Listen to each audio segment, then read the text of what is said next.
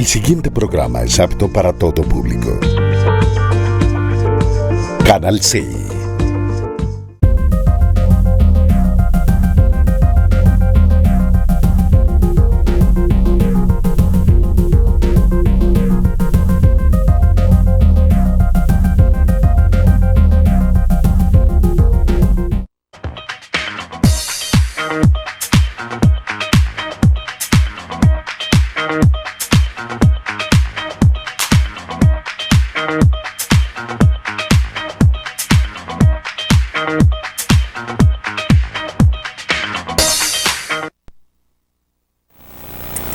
Muy buenas noches, amigas y amigos que ven este programa todos los sábados, conversando con Luis Hermes. Hoy quiero agradecer la presencia que sábado tras sábado han hecho en este escenario representándome el doctor Alberto Ramos y el doctor Alejandro López. Agradecerles a ellos por el trabajo denodado que han venido haciendo, entregando informe y conversando con los diferentes invitados que han traído a este programa, conversando con Luis Hermes. Hoy vamos a hacer un análisis de lo que fue la primera vuelta electoral en nuestro país y las perspectivas que hay para la segunda vuelta. Quiero, antes de empezar, agradecerle al doctor Alberto Ramos Garviras por la entrega, donación que me hace de su última obra titulada El Centro Político, Concentración y Dispersión. Por favor, acérqueme un poquito la cámara, si es posible.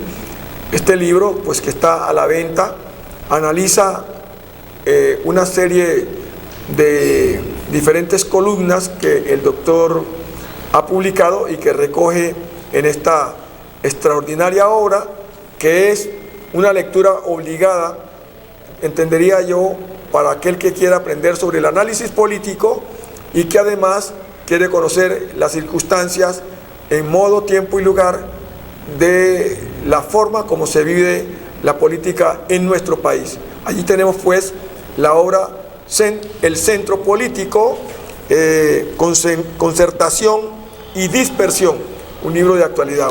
Muchas gracias, Alberto, por estar en el programa y además por la entrega de esta tu última obra. Con mucho gusto, Luis Hermes. Siempre es un placer conversar contigo, no solamente en el set, sino en los espacios donde hacemos tertulia. Así es. Y a Alejandro, muchas gracias por estarme reemplazando en este programa que ya se ha vuelto consuetudinario para usted en su manejo. Muchas gracias, doctor Luis Hermes. Ha sido un escenario de suma importancia para mí como persona y también para los televidentes. Muy agradecido con ese crecimiento profesional y esta oportunidad tan grande que me ha permitido a mí estar en su programa. Bueno, vamos al grano entonces, ya después de las presentaciones de rigor. Iniciemos lo siguiente. Como saben ustedes, el país y el pueblo colombiano ha hablado. La democracia colombiana se ha expresado. De los diferentes candidatos que estaban en la convergencia política y cumpliendo con el mandato de nuestro ordenamiento constitucional, que expresa en uno de esos artículos que el presidente de la República será electo en el mes de mayo, sí, en la tercera semana del mes de mayo, la tercera semana del mes de mayo, para una primera vuelta, y habrá presidente de la República si uno de los candidatos en contienda es capaz de obtener en la votación el 50% de todos los votos más un voto. Si eso no resultase así, dice el artículo constitucional, habrá una segunda vuelta 3 semanas después, o sea en el mes de junio, en este caso el 19 de junio, donde se enfrentarán los dos candidatos que hayan obtenido la mayor votación. Y en esta segunda votación, quien sea el que obtenga la mayoría simple será el presidente de la República. Es decir que, en este caso, el presidente puede ganar por un solo voto, pero si al contar los votos resulta que esa persona sacó un voto más, ese será el presidente de la República. Frente a este hecho, y vamos a analizar qué pasó con cada uno de los grupos que estaban en contienda. El grupo de la Centro Esperanza, el grupo de la Coalición de la Experiencia, el grupo que conforma el Pacto Histórico, el grupo que en su momento estaba conformando John Milton, Colombia Justa Libres, y por supuesto el grupo de la conciliación, ¿cómo se llama? Nacional, Salvación Nacional del Partido Conservador, del doctor Gómez, exactamente, la familia Gómez, para hablar de alguna manera. Habría una serie de personas, como estamos viendo allá, que intervinieron en el proceso, y ahí encontramos, como están viendo, Fico Gutiérrez, que representaba a la Coalición de la Experiencia. Estábamos viendo allá al doctor Robert, estamos viendo al doctor Rodolfo Hernández, que representa al llamado el grupo de la Liga Anticorrupción, el doctor Sergio Fajardo, Liga de Gobernantes fue o Anticorrupción, sí. El doctor Sergio Fajardo, que representaba la Coalición de la Esperanza, el doctor Gómez, ahí falta el doctor, no lo colocaron allí, el pastor Milton, John Milton. Está tapado. ¿Dónde está? No lo veo. John Milton está allí, no, por la cámara no me deja ver, perdón. Y obviamente está allí el doctor Gustavo Petro, quien representa en la contienda al Pacto Histórico.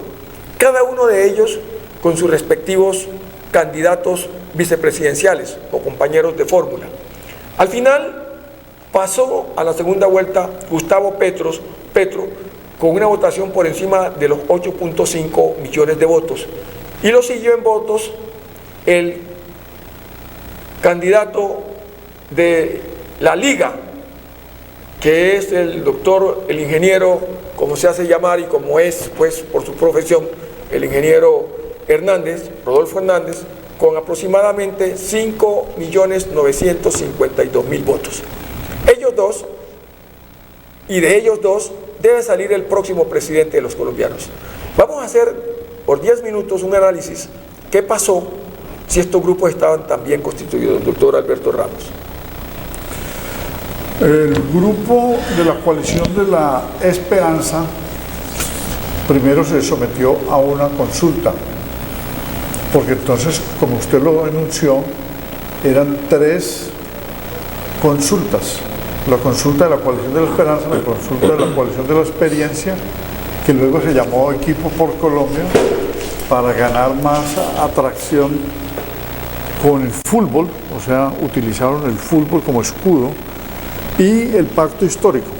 Estos 3 grupos seleccionaron un candidato en consulta electoral popular. Muchos colombianos no lo habían visto, ¿sí?, porque no es usual. En el 2018 se utilizó. Cuando asesinaron al doctor Galán, también estaba prevista una consulta, pero en Colombia las consultas, que ya están estipuladas desde 1991 en la Constitución, en el artículo 103, los partidos no las utilizan. En esta ocasión las consultas inclusive opacaron a los partidos y a los otros candidatos que no estaban en consulta.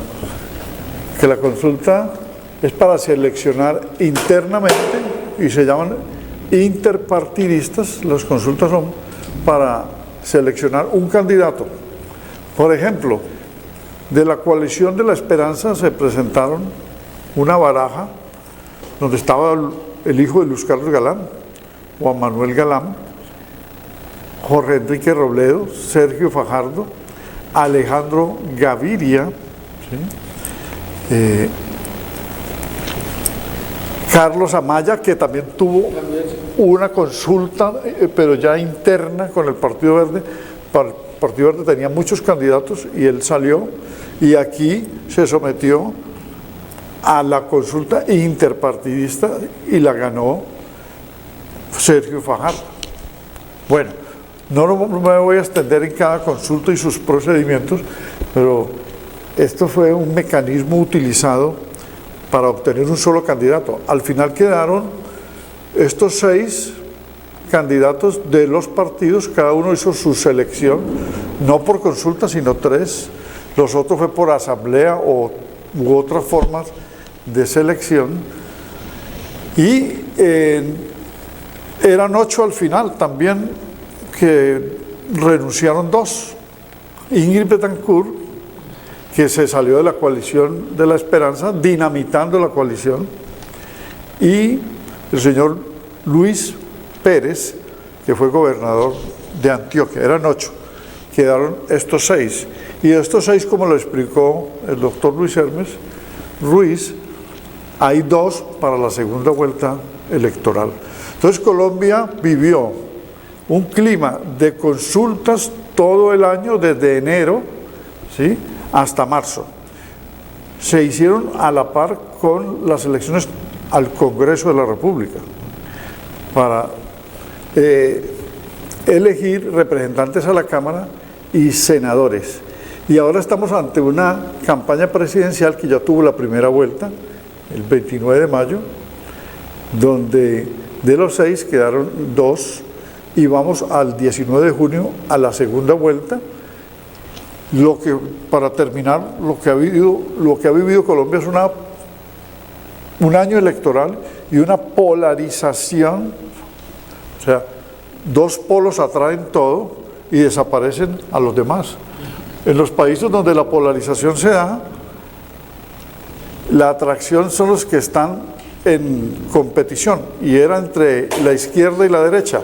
El de la derecha, que era Fico Gutiérrez, desapareció porque no alcanzó a pasar, y desaparecieron al centro político. Ahí dejo mi intervención. No, ya no se veían.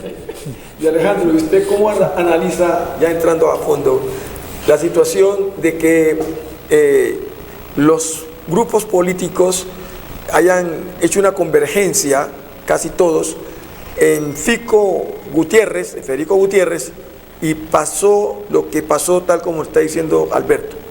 Doctor, yo creo que inicialmente hay una cuestión del contexto, y es que vivimos un momento populista en Colombia derivado de una crisis de carácter institucional, donde el poder constituido ha sido cuestionado, y para ello fueron las marchas del año pasado y las protestas. El paro nacional fue producto de un descontento con el poder constituido, el poder político e institucional. Por otro lado, también está en crisis, se vive una crisis económica. En Colombia tenemos 20 millones de pobres, cifras DANI, tenemos 7 millones de colombianos en extrema pobreza, lo cual eso profundiza, y en términos de Chantal Mouffe vivimos un momento populista en Colombia. Momento populista que fue, digamos que, recogido políticamente y popularmente, por una parte, con 8 millones de votos, más de 8 millones de votos por parte de Gustavo Petro, con una propuesta institucional en la búsqueda de la profundización y la garantía de derechos de la Constitución del 91, y otro populismo, que es un populismo autoritario, híbrido, que recoge propuestas de la extrema derecha, también tiene propuestas de Gustavo Petro, recoge y también se hace llamar el centro. Por tanto, digamos que yo le he llamado es un populismo autoritario de carácter híbrido, donde hay una serie de propuestas que ni siquiera el mismo candidato logra poderse anclar a un espectro ideológico específico. Entonces, digamos que en ese momento populista que vimos en Colombia, no cabía Fico Gutiérrez, porque es la propuesta institucional del establecimiento. Entonces vimos cómo el partido de la U, Cambio Radical, el mismo Centro Democrático, fue el candidato de ellos, al tanto de que eso le sirvió para tener una gran cantidad de votos, que fueron 5 millones de votos, pero la gran mayoría de la ciudadanía sabía que ese era el candidato, que era el Duque II, el Uribe II, el César Gaviria II, y era pues el establecimiento político que ha gobernado en Colombia hace más de 30 años. Permítame, director, 20 segundos. Sí, claro. Me llama la atención la última parte de lo que dice Alejandro, y quisiera decir, no para apoderarme de la palabra, que después de todo ese proceso sale Fico Gutiérrez, respaldado por todas las maquinarias, por todos los partidos y por todas las derechas, y los negaba. Lo que quiero decir es que hay una crisis política tan enorme que la clase política tradicional es ocultada por personas nuevas que se creen superiores y ocultan a los jefes, no los muestran, no los dejan acercar. Y él decía que era independiente, o sea, negó todo el apoyo que tenía, lo mismo que está haciendo el señor Rodolfo Hernández. Ahí termino. Sí, pero sería bueno, dentro del análisis que están ustedes realizando, ¿a ustedes no les parece que la polarización y las diatribas, el irrespeto de cada uno de los candidatos para luego agruparse en contra de un todos contra alguien, ¿cómo lo miras tú eso, Alberto? Esa polarización es perjudicial porque inclusive atenta contra la transparencia que debe tener una elección, en el sentido de la serenidad del elector. El elector debe ir ya habiendo escogido al candidato, pero los meses anteriores, por la polarización, el elector queda turbado y eso afecta la democracia. Diría que la polarización en Colombia lleva 12 años, ¿sí? Más 4 sería 16. O sea, los 8 del gobierno Santos, de los dos gobiernos de Santos, que fue atacado 8 años por una oposición de su mismo partido. O sea, el doctor Uribe, al ver que se le separa, le da su oposición 8 años, 2 periodos de polarización, y se destruyen entre ambos. Entre ellos disminuyeron su imagen. Luego, los años del plebiscito, del 16 hasta ahora, ¿sí? Pero se montan con los 4 años de Iván Duque. Por lo tanto, no son 16, dejémoslo en 12. Son 12 años de ataques, unos por el proceso de paz, otros porque llegó Iván Duque 2 años después del proceso de paz, entonces serían 14 años. Y los 4 años de él han sido también de polarización, y los 8 de Uribe Santos. Entonces la gente está francamente envenenada. Como diría Laureano Gómez, es que hay que incendiar la República, claro, para ganar. Entonces, en ese sentido, legalmente, y expresando lo que tú estás diciendo, Alberto, la gente viene pidiendo un clamor de cambio, que es lo que la gente quiere. ¿Cuál es ese cambio que a la postre quiere el pueblo colombiano? Porque aquí se está hablando de que este ha sido un país de mucha corrupción en medio de tanta riqueza.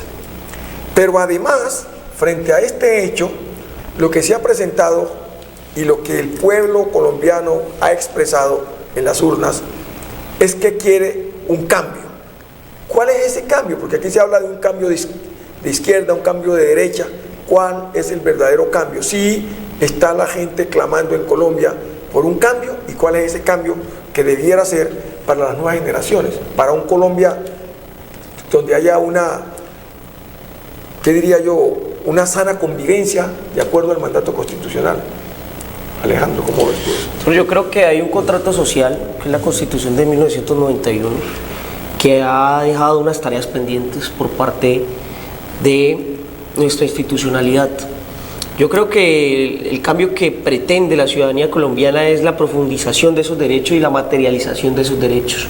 Es decir, volver real nuestra constitución política. Lo que dice la educación, que sea una garantía de derechos, que la gente por fin pueda tener acceso a la salud de una manera adecuada y digna, que pueda acceder también, por ejemplo, a un trabajo digno, que le respete sus garantías laborales, consagradas internacionalmente debido a luchas sociales y colectivas por parte del movimiento obrero. Creo también de que ahora hay una juventud que clama por los derechos colectivos y sociales como son el medio ambiente. Hay una tarea con la humanidad entera, que es el cambio climático.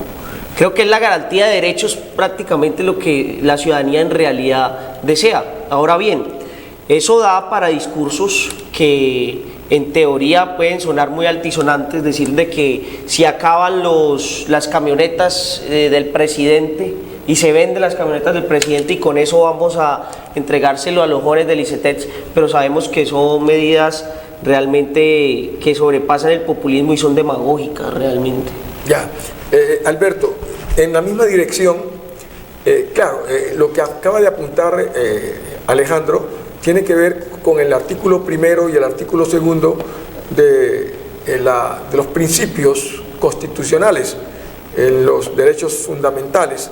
Y por supuesto, el marco de la Constitución de 1991, al contrario de la Constitución de 1886, es un verdadero contrato social que apunta claramente a resolver los problemas de la comunidad, del constituyente primario, del soberano, y utilizando, por supuesto, esas autoridades que ese soberano le ha dado la representación de que sea capaz de liderar el Estado y llevarlo a un estadio donde la sana convivencia, la tranquilidad, la paz, el trabajo, la salud, la educación sean el punto de arranque de encontrarnos para poder convivir en mejores condiciones. En la misma dirección, ¿tú cómo lo analizas? Sí, ese cambio social empezaría con el resultado electoral. El resultado electoral del domingo, donde veamos los resultados electorales. Fueron 8,5 millones para el señor Petro y 5,9 millones para el señor Hernández. Voy a tomar esos dos porque los 5,5 millones de Fico no los voy a contar, porque estos dos significan el cambio, ¿sí? Petro como Hernández, teóricamente, o sea, entre comillas, porque el voto que se les dio a ellos por parte de los electores fue por el cambio social, porque fue un voto anti-establecimiento, anti-partidos, un outsider y un hombre de izquierda que sus discursos fueron contra la clase política, contra la corrupción, contra la falta de un modelo social de desarrollo adecuado para que se cumplan los derechos sociales que planteaba Alejandro ahora, para que la Constitución se haga realidad. Y resulta que falta ver cuáles son las volteretas que haga cada uno, el incumple el electorado, que lo que haga Rodolfo Hernández, que el voto fue para que se dé un cambio, falta ver que las derechas lo atenacen, que le coloquen un corset, que no lo dejen actuar, o que el discurso de él era simplemente populista, desabrochado y que va a incumplir. Pero votaron fue por el cambio. En cambio, por Fico Gutiérrez votaron fue por las estructuras que estaban detrás de él, votaron por la continuidad, era el continuismo. Claro.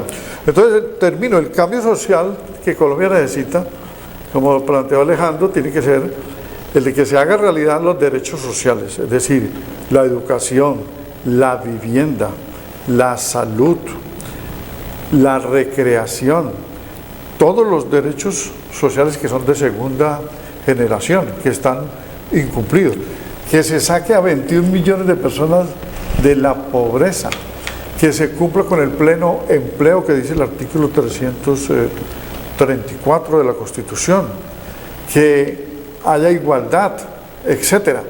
Eso es el cambio que necesita Colombia. Nadie está pidiendo que vamos de una vez al socialismo o al comunismo.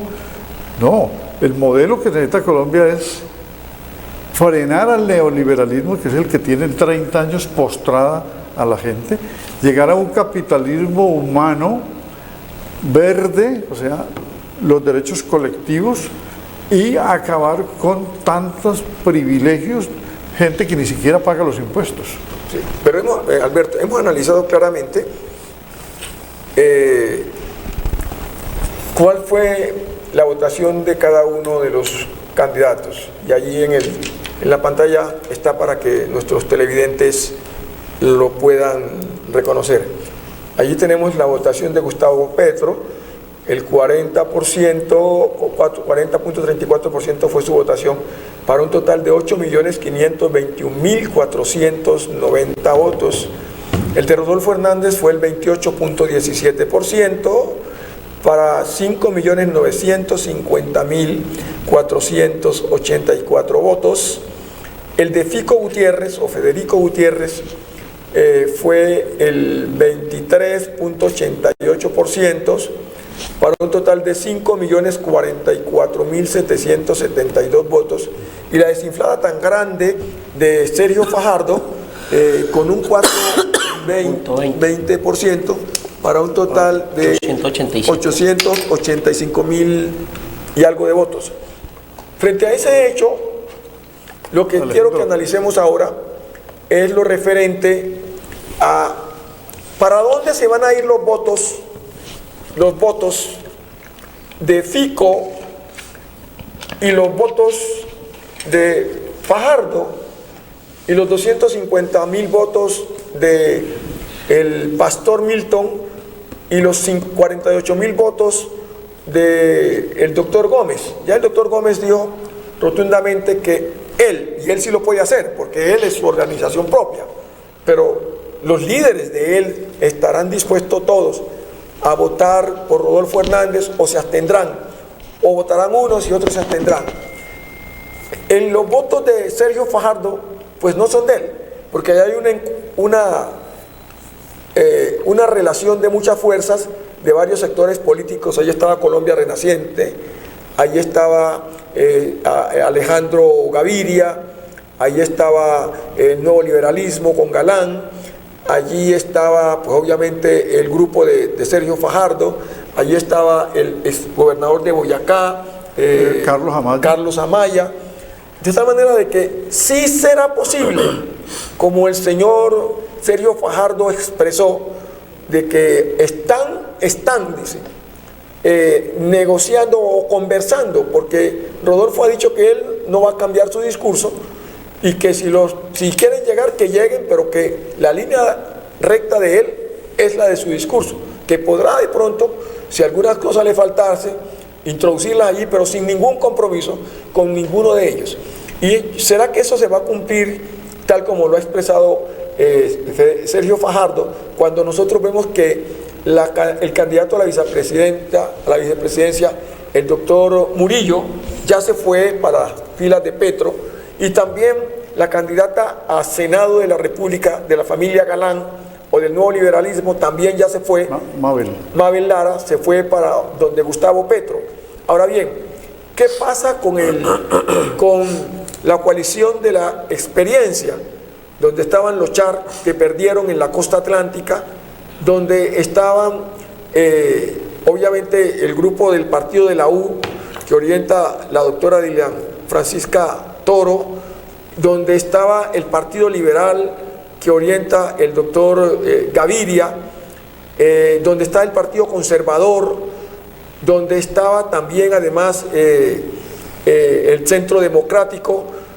Toda esta gente, ¿será que van estos 5 millones de votos más los 800.000 votos de Sergio Fajardo, van a migrar todos hacia el doctor Rodolfo Hernández? Alejandro, ¿tú qué piensas? No, es que están haciendo cuentas matemáticas de que... Muy alegres, ¿no? Como si le sumaran los votos de Fico a Rodolfo Hernández. Yo creo que van a haber unas consecuencias debido a, primero, al apoyo de Fico a Rodolfo y el no rechazo por parte de Rodolfo, sino que un agradecimiento por parte de él al candidato del establecimiento, entre otras cosas. Entonces, primero, eso va a tener unas consecuencias, como también va a tener otras consecuencias todo lo que ha pasado últimamente, sobre todo en las redes sociales, donde le han sacado a la luz pública los pecados al señor Rodolfo Hernández y inclusive los posibles delitos cometidos en su paso por la alcaldía de Bucaramanga.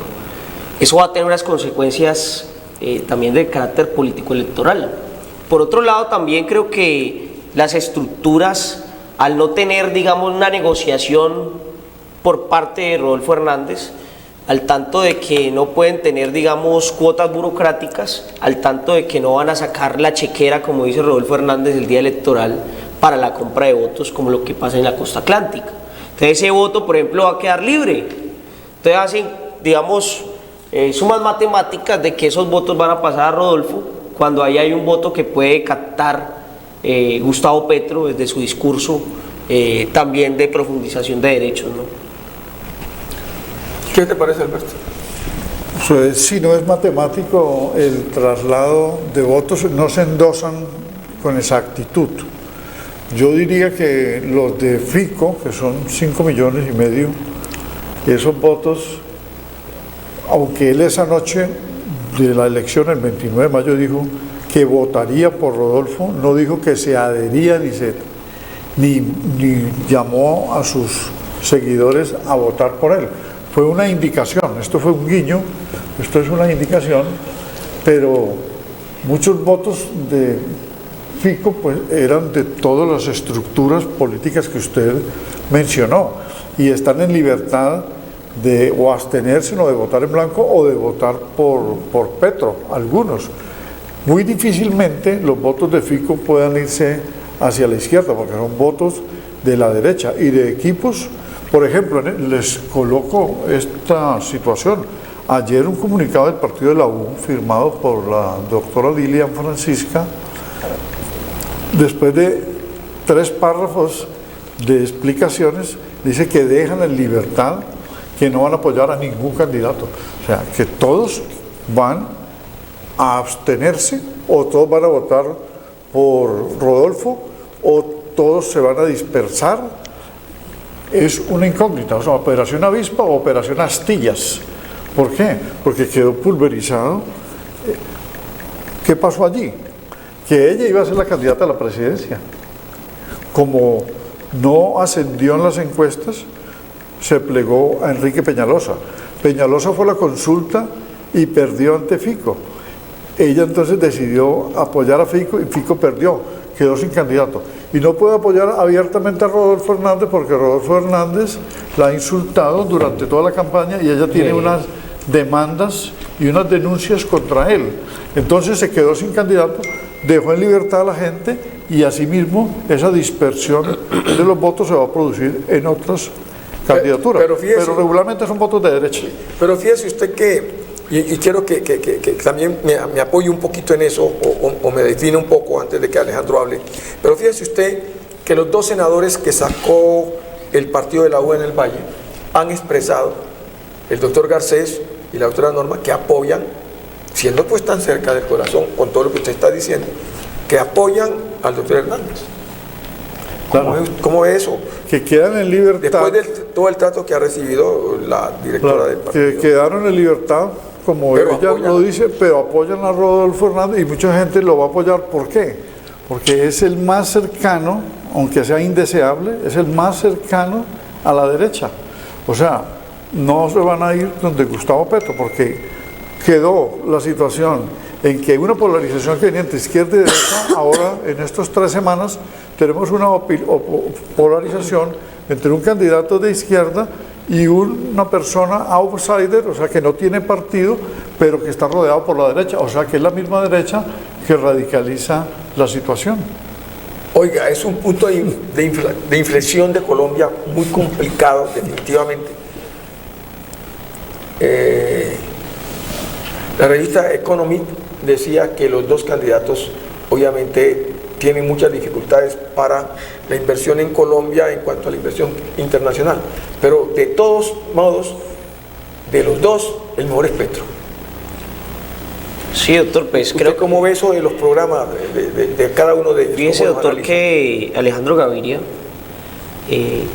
adhiere a Petro y hace un análisis muy interesante, al tanto que dice que está en riesgo, hay un riesgo mayor de nuestra institucionalidad desde el punto de vista político y económico con Rodolfo que con Petro. Sí, señor.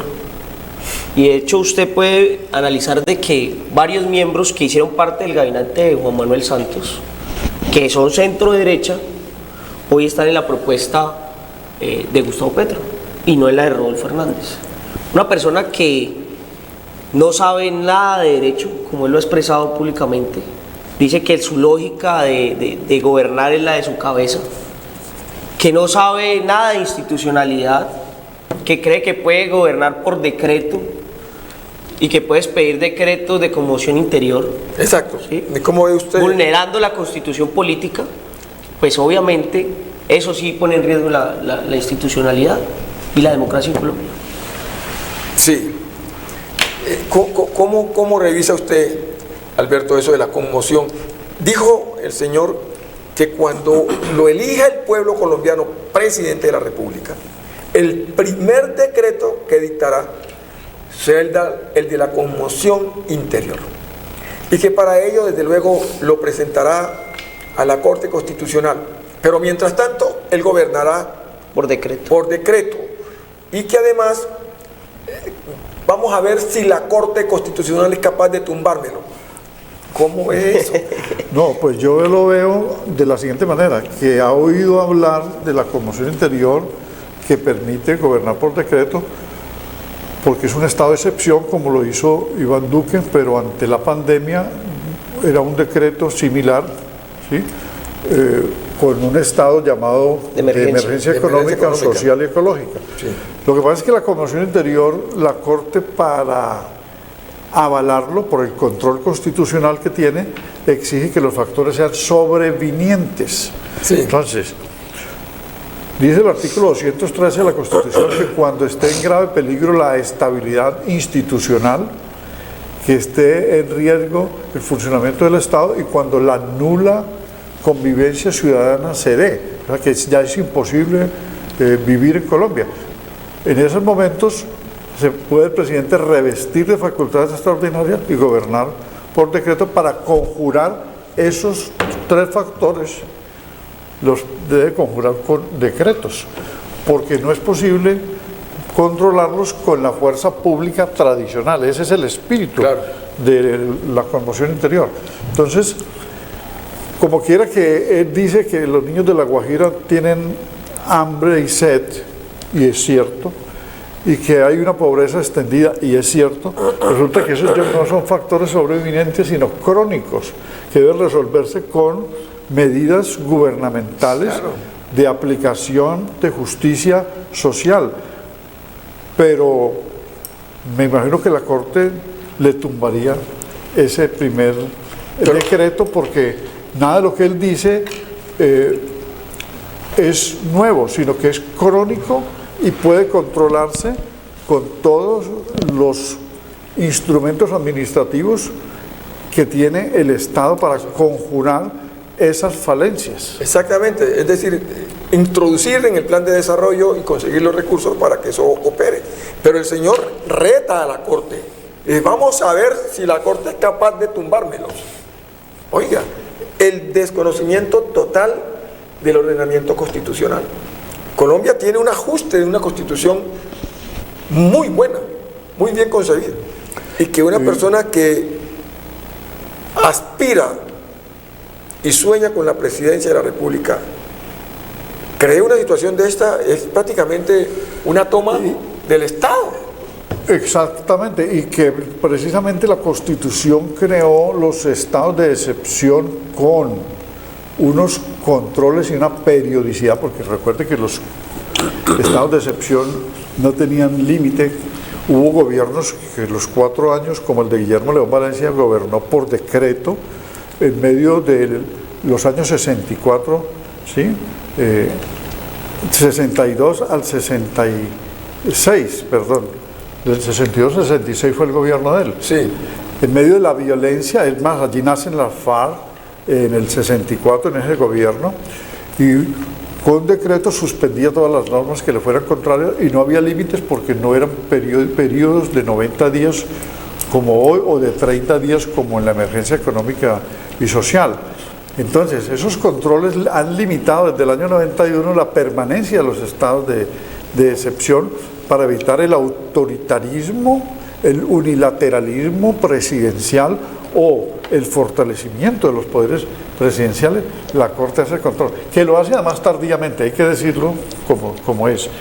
Se demoran un poco y unos se aprovechan de eso, dicen, no, pues decretemos y que cuando nos lo tumben ya hemos hecho, o sea, ya hemos disfrutado de lo que queríamos. Bueno, pues la ley de garantía es muestra de eso, lo que hizo que era otro control y no lo hicieron a tiempo. Entonces lo metieron y dijeron que después y así fue, pues.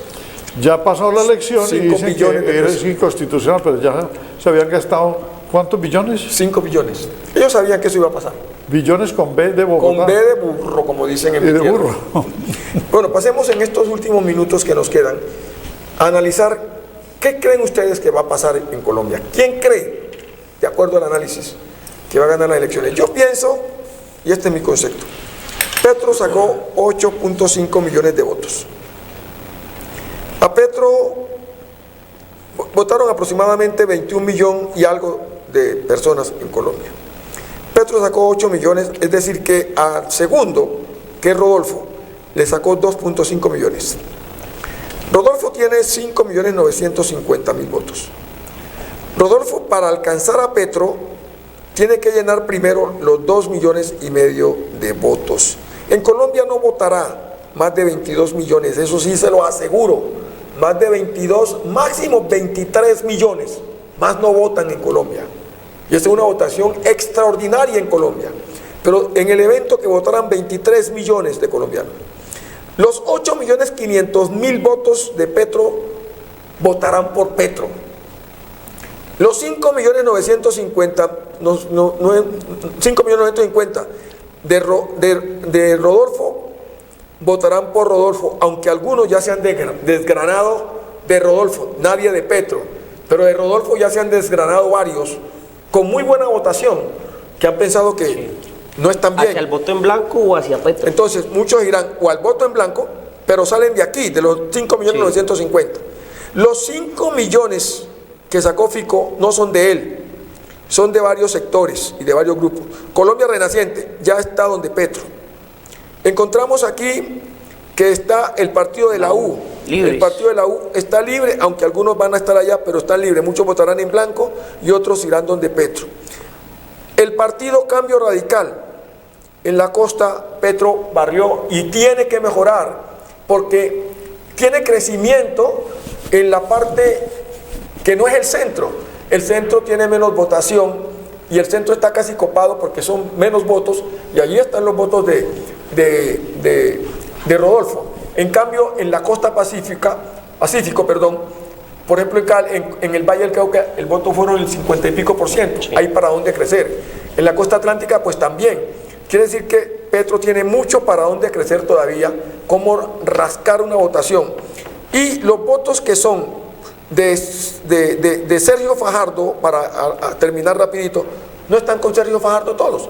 De tal manera de que para que el señor Rodolfo Hernández, con todas las cosas que dice, que están por fuera del marco constitucional y por fuera de una realidad económica para un crecimiento de un país, es que eso es, lo que dice es una cantidad de irrealidades. Le tocaría primeramente arrancar, los dos parten en el partidor, el uno arranca con 2.500.000, el otro está en cero. Tiene que primeramente llenar tiene que ir llenando los 2 millones, y sería que Petro no tenga ni un solo voto hasta que él llegue a los 2.500.000 de ventaja. Pero cuando él llegue aquí, Petro debe tenerle por lo menos 500 o 1 millón.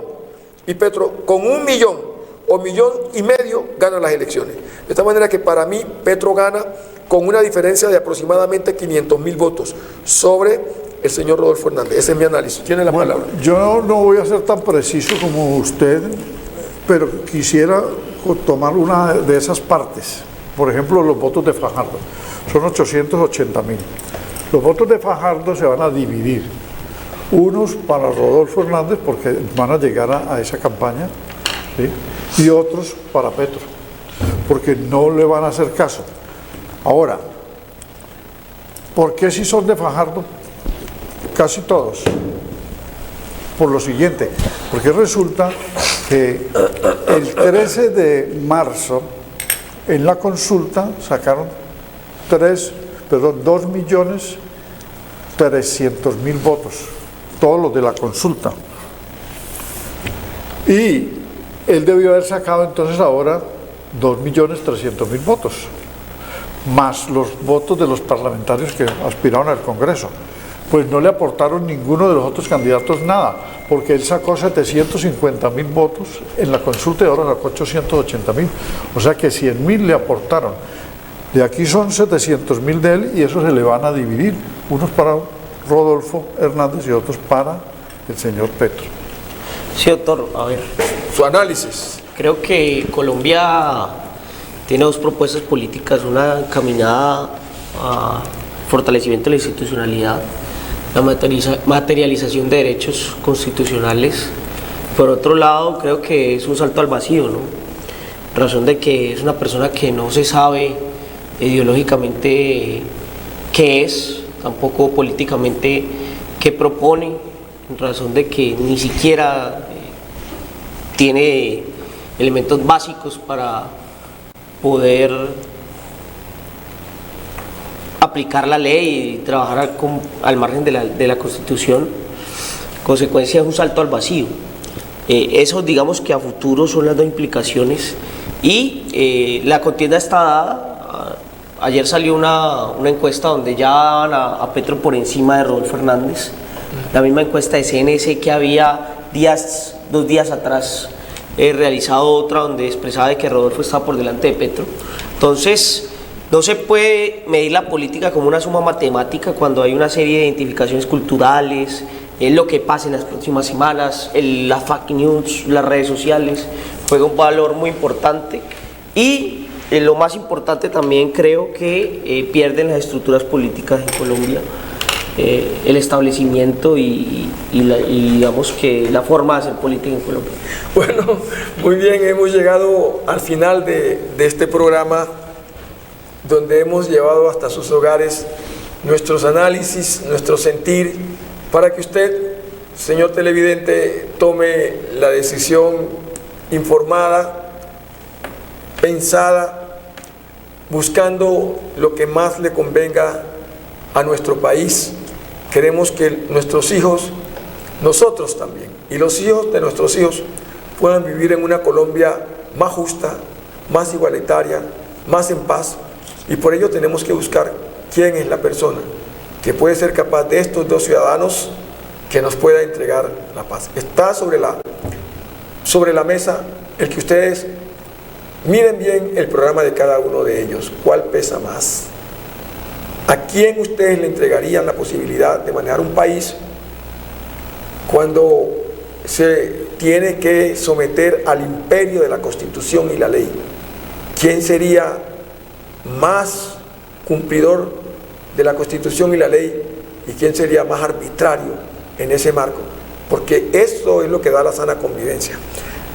Esperamos poder tener el 11 del mes de junio el último programa sobre este tema, ampliar lo que ya hemos hecho y por supuesto esperar con las predicciones que ya se han hecho a través de las últimas encuestas quién va a ser el presidente que regirá los destinos de nuestro país. Muchas gracias, Alberto, por estar como siempre como subdirector de este programa conversando con Luis Hermes. Muchas gracias, Luis Hermes.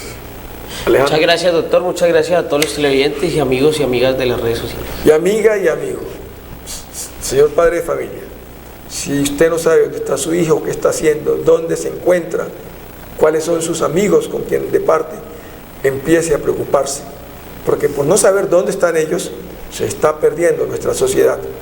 Usted, señor padre de familia, señora madre de familia, a esta hora, ¿sabe dónde se encuentra o se encuentran su hijo o sus hijos? Muy buenas noches y hasta el próximo sábado. Bye, bye.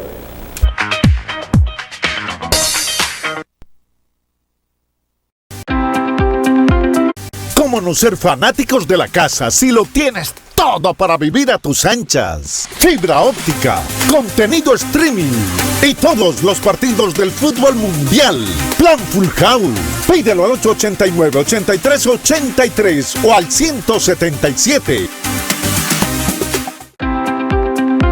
La malla vial de Cali se transforma. 90.000 millones de pesos serán invertidos en la rehabilitación de 400 kilómetros de vías principales y locales. 73 barrios caleños serán beneficiados y 38 de ellos contarán con una intervención integral de sus vías. Estas son obras de puro corazón. Este 29 de mayo, la cita es con la democracia. Infórmate por medios oficiales y evita difundir información sin verificar. Denuncie con las autoridades competentes irregularidades que afecten el desarrollo de la jornada al 123. O mensaje de la Alcaldía de Santiago de Cali.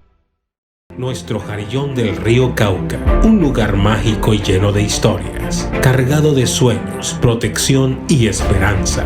Un espacio único que construiremos entre todos, porque en el Plan Jarillón de Cali estamos transformando vidas.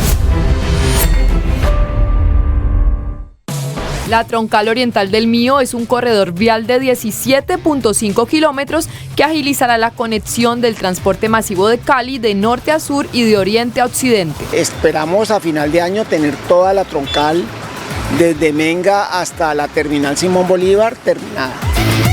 El gobierno distrital avanza en el desarrollo de los 2 primeros tramos de este proyecto, que en su recorrido abarca 13 kilómetros sobre el separador central de la autopista Simón Bolívar. Con su ejecución se generan más de 500 empleos directos. Con la reactivación de las obras civiles y de Metrocali, pues se reactivó circunstancialmente muchísimo. Son obras que son beneficio para la ciudad y especialmente para el barrio.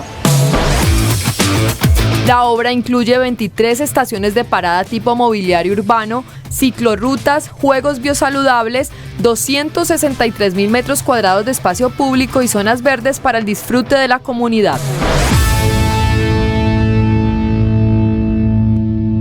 No lo pienses más y colócate el casco. Con el casco no me casco. No lo pienses más y colócate el casco. Con el casco no me casco. Menos accidentes si el casco lo tienes presente. Es el mensaje que le traigo aquí a la gente. Cuida al peatón y no seas imprudente, para que juntos creemos un buen ambiente. 92 hectáreas de vida, un lugar para la contemplación, hábitat de 102 especies de aves, 21.000 tipos de plantas y aire para una ciudad que vibra con puro corazón. Parque Ambiental Corazón de Pance, el más bello de Latinoamérica, un proyecto de la Alcaldía de Santiago de Cali. La terminal Agua Blanca del Mío está ubicada en la carrera 28D entre calle 96 y transversal 103, beneficiando directamente las comunas 14, 15 y 21 en el oriente de Cali. La ejecución de esta obra ya alcanza un 92% y se tiene previsto que esté terminada en el mes de agosto. Y lo importante es que va a recoger todos los buses del oriente, van a salir desde esta terminal a repartirse al resto de la ciudad. Esta estación de cabecera del Mío contará con edificio administrativo, servicio de taquilla, un punto de atención al usuario, baños públicos, biblioteca y bicicleteros, además de un sistema de generación de energía con paneles solares. El desarrollo de la terminal Agua Blanca genera 450 empleos directos que benefician en su mayoría a habitantes de la zona. Cuando entre en operación, se calcula que movilizará cerca de 50.000 pasajeros por día.